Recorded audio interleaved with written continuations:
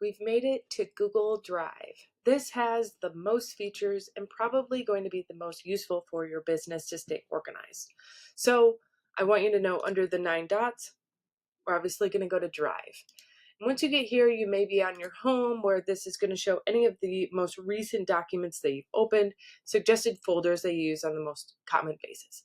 And we're going to go to My Drive, and this is where we're going to really organize everything from the top down. So if you have a business and you're going to organize your personal things in the same Google Drive, be sure to do this from here on out. Making sure that everything is organized within this makes it a lot easier to navigate and continue to organize.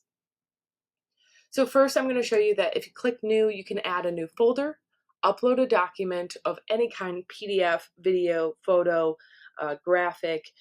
It can be a CSV, it can be a spreadsheet, it can be any type of document. You can also upload a folder, so that may be multiple documents.